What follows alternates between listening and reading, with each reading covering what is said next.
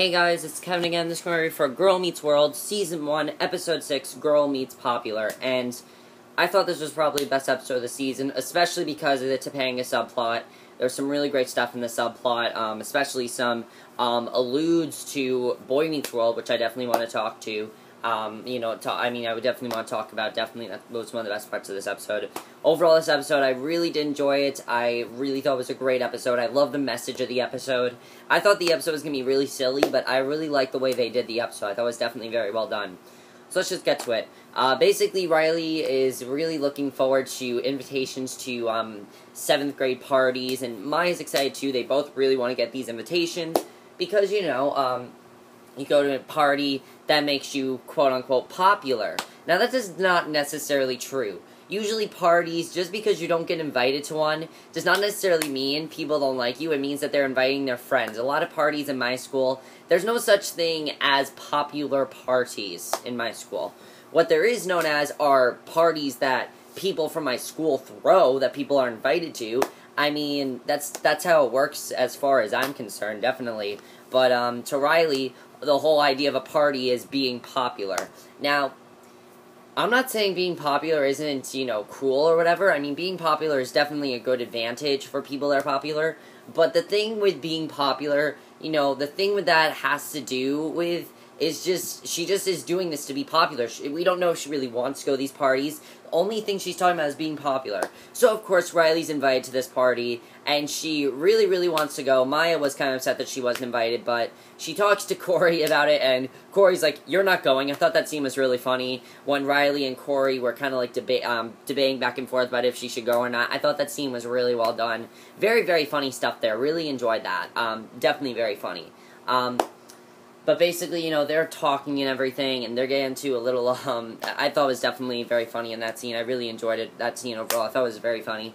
And eventually, Riley does show up, to the party, goes in through the door. Turns out the party is being thrown by Farkle.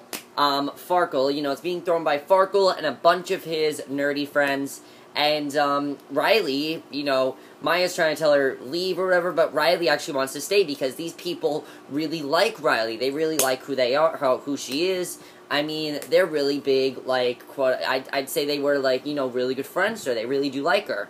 So Riley starts to feel really, really comfortable around them, so much that she starts turning into what Maya called a Harajuku girl. Now, if you guys don't know what Harajuku is, it is a Japanese culture, where basically a Japanese culture that involves very bright colors, very weird, clothing designs. I mean, that's what a Harajuku girl is. And, Maya does not want Riley to do this, obviously, because, and, one of the things I loved about this show that they've been showing is that, we've been seeing that both Riley and Maya, they are, neither of them know a lot about the world. Riley, just like, Corey and Sean in Boy Meets World, Maya has as much to learn as Riley. This episode focused more on Riley learning something, but Maya as well definitely had something to, Maya, as we've seen in the past two episodes, has something to learn. This episode they do with Riley learning something, which I really liked.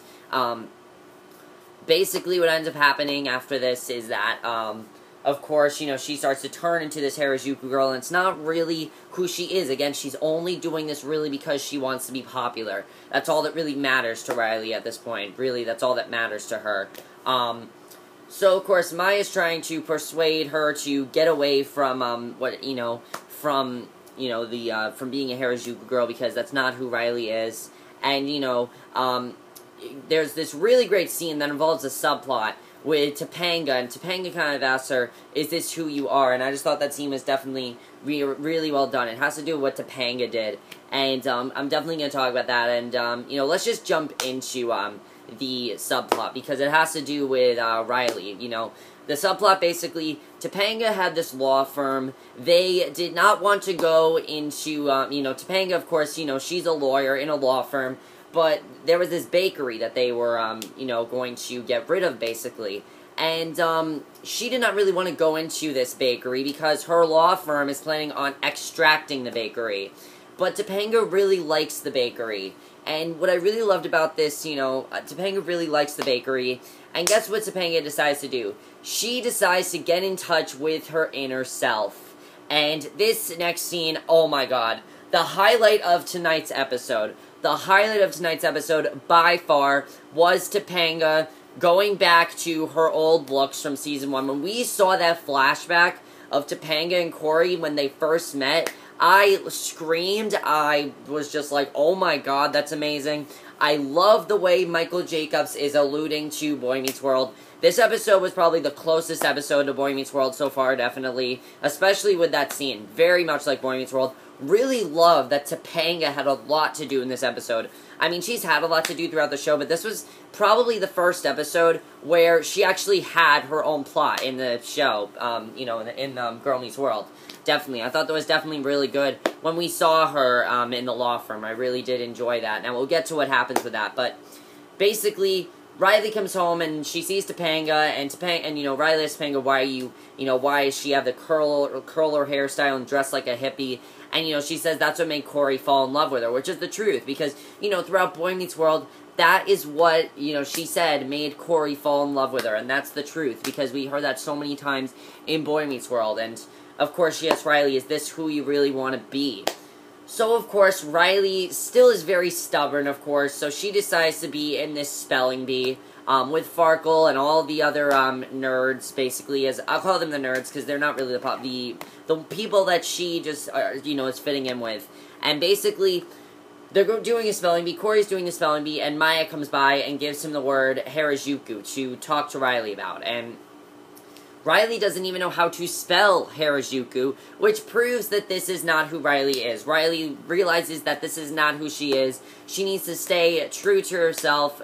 She's just Riley, and she's not going to be anyone else. She's just going to be Riley, and that's all she is. She's just Riley, and that's who she is, and I love that about this, this scene. I thought it was definitely really well done. That, as I said, the overall message of this episode was, don't be someone you're not just to be popular. Now, am I saying that being popular... Is this episode saying being popular is wrong? No, being popular is fine. As long as you're yourself while you are popular. That's what this episode is trying to say. And I really liked that about this episode. That was a really good message, and I just thought that, really great message in the episode. Really, really enjoyed this episode. Really, really great. I mean, really great. The main plot was definitely very well done. Very much enjoyed it. Let's get into Topanga's subplot. Basically, as I said, Topanga, she shows up as the hippie from Season 1, basically to show who she really is and, what she thinks of herself as. And she convinces, her boss to not get rid of the bakery, and I just thought that was very, very convincing. By the way, Cloris Leachman was in this episode, and she was very funny in this episode. Always very funny. Cloris Leachman, always very funny. Always love her in shows. Very, very funny in this episode. But yeah, she was definitely very funny in this episode, and I thought she did definitely a really good job. And of course, it worked out for Topanga. I love the scene where Topanga said to Corey, "Do you miss the dork side? Do you miss the hippies? Do you miss the old Topanga?" And Corey said, "No, not really." It was just such a sweet scene to see because again, it really alluded back to Girl Meets World. That's one of the things I've been loving that Girl Meets World has been doing is showing us, still. Corey and Topanga still have a lot of chemistry. Still one of my favorite couples of all time, Corey and Topanga. I mean, really, they are a couple that is undeniably in love, and you'll never, they'll never stop being in love. And, this episode really showed that. I mean, I loved seeing Topanga get in touch with her inner self. Just really, really great scene there. Love that so much. Love the overall message of this episode. This episode overall was absolutely perfect. Love this episode. So many great things about this episode. Just perfect episode in my opinion. Really, really enjoyed it. I love how all these episodes, they eventually get, really serious and everything and really provide an overall message, and that's one of the things I've been loving about this show, definitely. Now, next week's episode, I'm probably not going to be able to do the review for you guys till a little bit later, and that is because I'm not going to be able to do that review for you guys till later, and that is basically because of the fact that Girl Meets World will not be on until 9:45 next week, and that's because of that stupid movie on Disney Channel, How to Build a Better Boy. Looks like a piece of shit, but it is going to be on that time next week, 9:45, so I'm probably not going to be able to put it up for you guys till Saturday. I'm going to do the best I can, because there is a show on at 10 o'clock Fridays that I do want to watch, and I do want to review for you guys. So, yeah. But let me know what you guys thought of this episode. Overall, I really enjoyed this episode. Next week's episode looks really good. We're going to meet Minkus again, which should be very funny to see, definitely. Very, very funny, definitely. But that's my review. Hope you guys enjoyed it. See you guys in my next video, which will be my review for the series premiere of The Nick. So I'll see you guys for that. Okay, bye.